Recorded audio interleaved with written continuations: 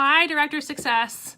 My name is Tiffany Foreman, and I'm an Advanced Director here in Virginia Beach, Virginia. So I'm going to give everybody just a minute to pop on, since I know it's right at 2 o'clock East Coast time for our last day of our 12 days to Director of Success. So I guess to give you guys a little background where everybody jumps on and you're going to watch this part of the recording, I've been a director for, I've been a consultant for over 15 years. I've been a director for 12 of them and an advanced director now for the last 6-7 months. So some of these things I'm going to share with you are things that you already know and you are probably already doing when it comes to your business. And there are things that, maybe I've just tweaked a little bit that have really helped with the growth of my team. So what I'm going to be sharing with you today is some things that you can implement or go back to that maybe you were already doing and you just need to bring it back to your team. So like I said, this is my 16th year with Pampered Chef, and as a conference attendee, I always was going to workshops about team building, right? Because those are always the ones that kind of I knew I needed to do as I wanted to grow with the company. And I always heard different speakers say, like Sharon and Marna and all them, say something about the recruiting culture. And I was like, I don't know what they're talking about. And it was usually followed by the statement of one day the switch will flip. And I'm thinking, how will I know? So what I'm here to tell you is it does. Just one day the switch flips and you look back and you say, oh my gosh, I did it. I changed the culture of my team and we have a recruiting culture. So what I'm going to share with you are some things that I have identified that have aided our team in growth and consistency and just overall, I'm super proud of what has been going on in our team. So here are some things that I've identified. I wrote myself an Evernote. So those of you who know me know I do everything in Evernote. So if I glance down, that's because I'm reviewing my notes here. So one of the first things I identified is aligning myself with other leaders that want the same thing I do. They want the growth and they want the advancement, sorry, Kat, in the company. And for me, that was changing some relationships that I had relied on for support, and I needed to change them and develop new relationships. So just because you click personality wise with someone doesn't mean that they're the best thing for your business. So this was really hard for me to realize, and I had some other leaders point this out to me. And so what has happened is with these new relationships I have done is, and some of them date back further than just this year, is we together lead 6 weeks to success quarterly, at least quarterly. Sometimes you can fit a fifth one in depending how everything lays out in a calendar. But if you don't know what 6 weeks to success is, just look up Jennifer Courtney's name, and she's the one that originally compiled all this into an Evernote. So what we do is each time it is offered, it is me and 5 other directors that we get together and we each take a different section, and we try to take different sections than we took the time before so that we stay fresh and that our team gets a fresh perspective on maybe the same subject area. So, well, because Jennifer, I think, made this thing up 3 or 4 years ago. So things have changed and we've had to tweak things. So we'll grab things from Coffee Talk or YouTube or just whatever we can put our hands on that it applies to that section of the 6 weeks to success. Now, I have some consultants who have taken this 2, 3, 5 times in the past 2 years. And every time they take it, they get something new out of it.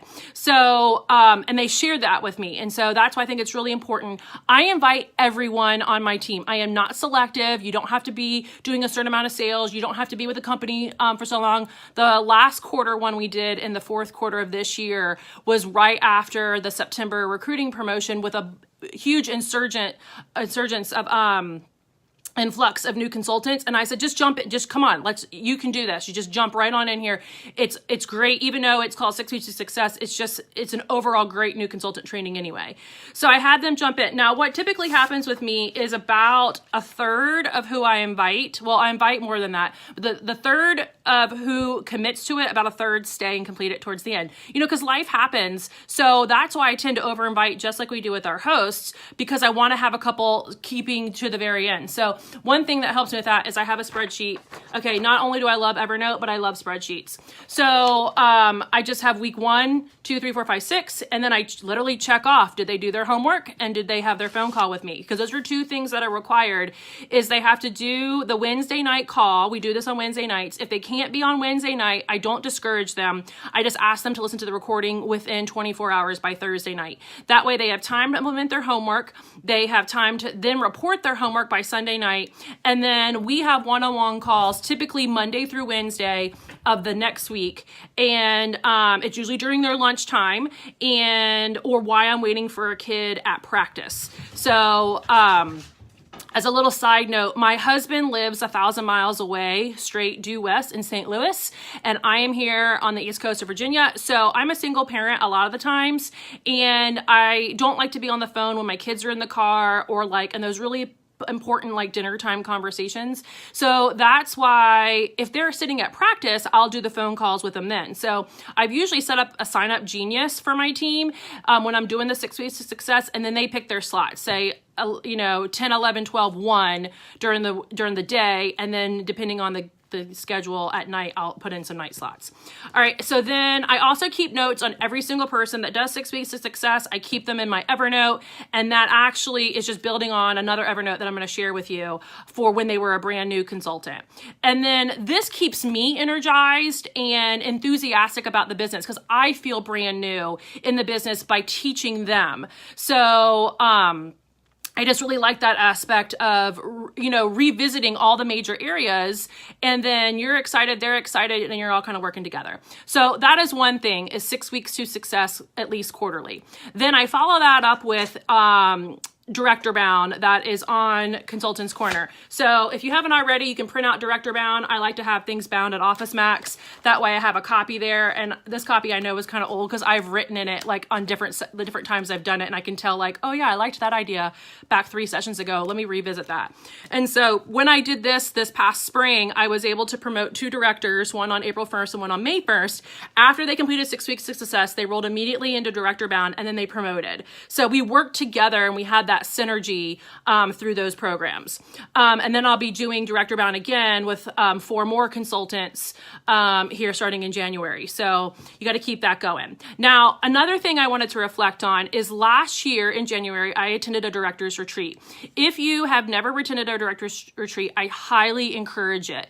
And I have gone to multiple retreats over, say, the past, I think it's been 6 years that I finally kind of got in the loop of finding out where the retreats were. I didn't necessarily go to the ones that followed my lineage within Pampered Chef, but I sought out those opportunities. So the one I went to last year, they strongly recommended a team sales goal and a team recruiting goal, something I had never ever done, right? So after that little conversation we had while sitting in the training, and I think Stacy Itzel is the one that was leading this, and I went immediately back to my room and made a video for my team. I went live and I explained to them, we're going to have a goal. So I'm a numbers nerd. Okay, guys. So I went through and I thought, okay, what can our sales be? What were our sales? Because this was the first week of January. So I knew what my ending sales were and kind of go from there.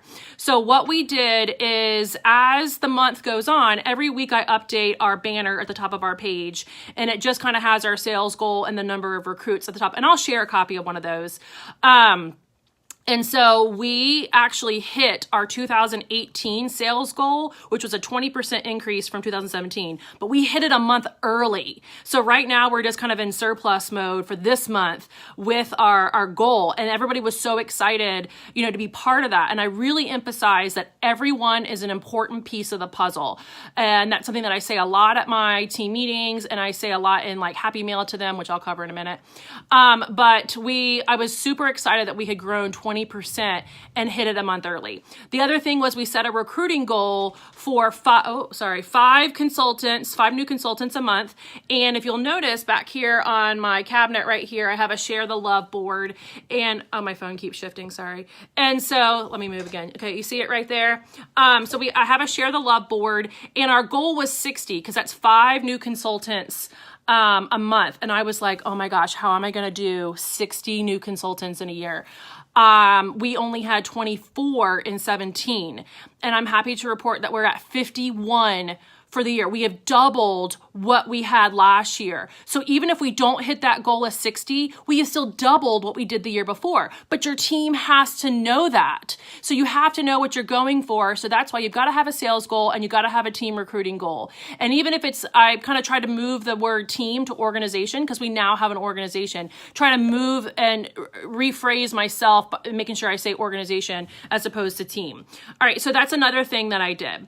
Another aspect is, let me make sure I got that. Okay, is when I have new consultants, I insist that we do a 10-minute phone call because I don't want to say, oh my God, we have to do training. I just say a 10-minute welcome phone call. So, and I will give you guys the outline of what I cover in the 10 minutes. And then I then schedule from there a 1-hour training call. These 2 calls I feel are the most important to connect with these new consultants. Now, over the past year, before I had 2 directors on my team, I was doing all the calls for all of the consultants, regardless of who recruited them. And so going into 19th, we'll make a shift with that. But my 2 directors that I had right now were working during the day, and I had that time during the day to make the phone call. So I opted to do that. I know some people aren't comfortable with training or taking over things like that, but that's what... Oh, thanks, Marna. But that's one thing that I did. So what I have is I have an Evernote, speaking of Marna, a Nevernote, for each person. And so what I did is I modeled what Stacy and Becky Ishii had come out with 2 years ago in a conference class and put it in an Evernote because I like to be able to go check, check, check. Okay. And so then that way I can say, did you do direct deposit? Did you do this? Did you do that? So I have one, and I'm going to share you my master copy. And then another thing that I just tweaked when we had that huge influx of new consultants in September, August, September, and October is I then made another spreadsheet that I had all the things that were kind of the checklist things. Which way am I going? This way. And then their names down this way. So I could check off what I was doing. So I kind of keep these pieces of papers really close on my calendar, on my desk, because I'm checking all them off. So that is one thing that I did with new consultants, is doing that 10-minute and that 1-hour phone call. Another thing I did was I have a strong start group just for new consultants. Now, I don't remove consultants from the group, but I tell them on that 10-minute phone call, we have our team page and then we have our strong start page. Those are where you're going to find a lot of our FAQs. And I have a lot of them in SendShare that I've already got the link ready to share with you. So if you have SendShare, you can drop it in your SendShare and create your own little group. But it makes it really easy for when they text me or PM me and say, where is the information about direct deposit? Where do things that we take for granted that we know. So it makes it really easy for me to just go in that group and tag them and say, hey, I tagged you in the answer. That way I am complete with my answer, because what I was finding is I may tell person A 75% of the answer and I tell person B 100% of the answer. Then I was like, oh no, I got to go back and tell person A the other 25% that I forgot. So that way, if it's in writing on Facebook, I can tag them. And out of all my consultants, I only have one that's not on Facebook, and she's been on my team for 12 years. I'm not really worried about her, but everyone I can tag and they can at least go and read it with that. So that's another thing that that I think has helped me too, is I'm not spending so much time answering those kind of questions that they can easily find there. And I tell them up front, look, there are some times that the answers are more easily found on Consultants Corner or in our Strong Start group. So I will just tag you as opposed to calling and having a long conversation. But if you have a lot of questions, keep them in a notebook and then we'll cover that on your next phone call. Okay, so that's that thing. Now, another thing that I implemented is Happy Half Hour. So again, this was an idea from my director's retreat we went to last January. And so every Monday night on Zoom, I'm sorry, there's a dog. Shh. every Monday night at 8:30, I go on Zoom, and I'll usually kind of accumulate some questions maybe I've had so I can clarify. And there are times that, yes, I've had to be in the car on these calls because I have children that play sports. So I will still like have my headphones in and my phone in my cup holder. And so I'm talking to them. They may not see me, but they know what the deal is. So sometimes the training topic is very last minute. Like 2 weeks ago, we just carried the ins and outs of SynShare, and that way I did have to be in front of my computer. Going forward, I would like to have a more regimented schedule. I'm saying like this Monday we'll do this Monday we'll do this, and this Monday we'll do that. Like the kind of like Coffee Talk tells us the next 3 weeks what the subject's going to be. And then, but I kind of like keeping it secret too, because then they're like, well, I should be on it because I don't know what she's going to cover. So that's another reason why I do that. And I don't record them, so you have to be on them. And like I said, it's very last minute, and I just do that on Zoom.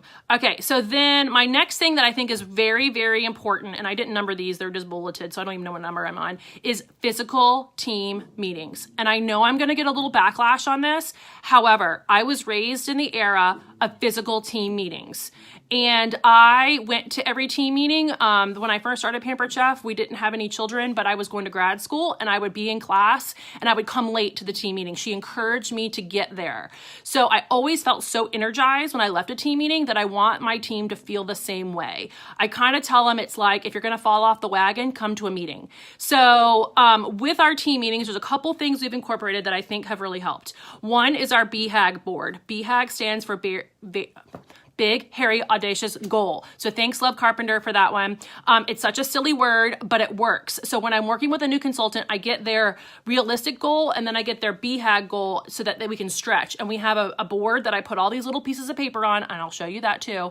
And just so everybody can see it. And it's like a potty chart, and I put stickers on it and say, look what you've done.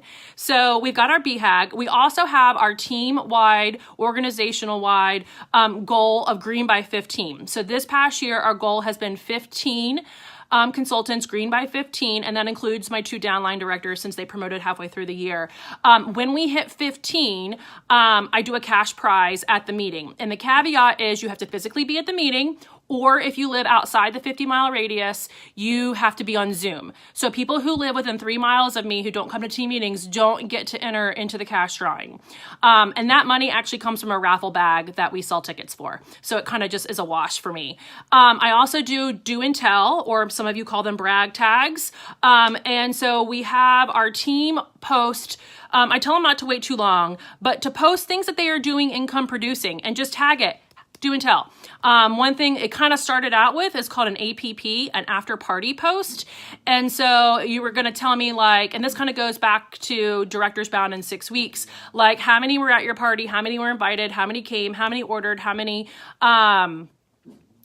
recruiting information packets did you get out? How many interviews did you set? What recipe did you make? Blah, blah, blah, blah, blah. So that came about with the after party post. So a lot of times my team will tag them, hashtag APP, hashtag do and tell.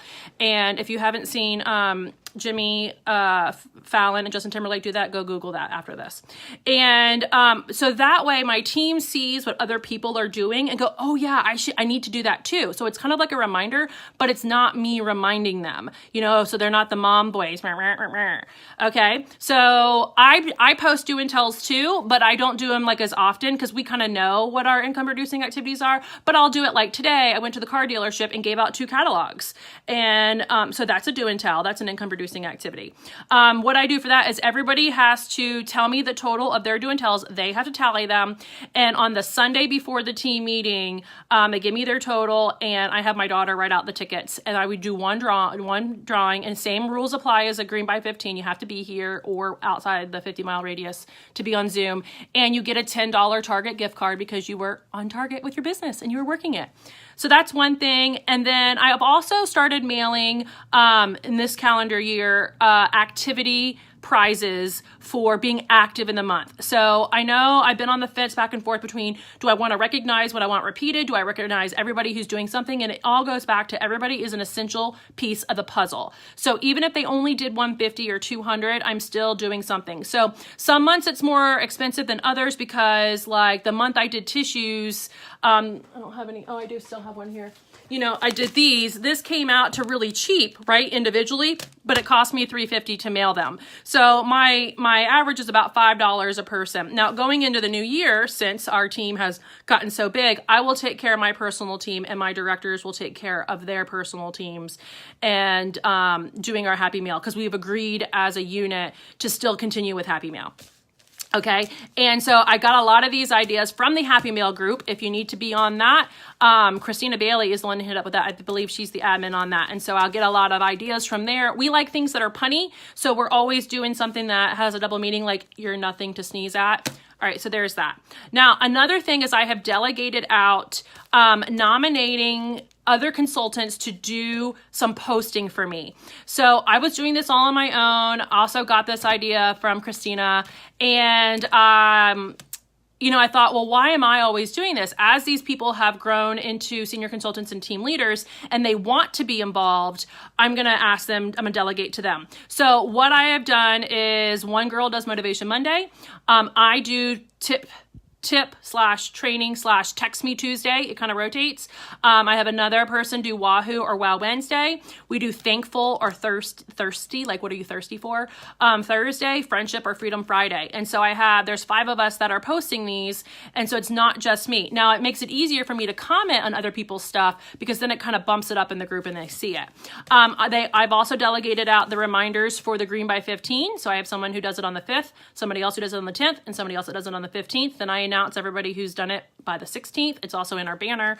And then I have someone that does the team meeting reminders for me. I have someone that I do the reminders for Happy Half Hour, which is every Monday that we don't have a meeting. And then I also, one of the things I started with my 2019 calendar is I make my own planner. I think some of y'all know that. And so one of the things on my planner is not right after print roster, it is run the reports, and then, add to send share, team birthdays and team anniversaries, so that I can put all those on there and make sure they're done so I can give everybody a Wahoo. I am a recognition junkie, guys, because that is my love language, and so I love that way, and I recognize. So hopefully they like it. I don't necessarily go on their personal page and post it, but I recognize the heck out of them within our team page.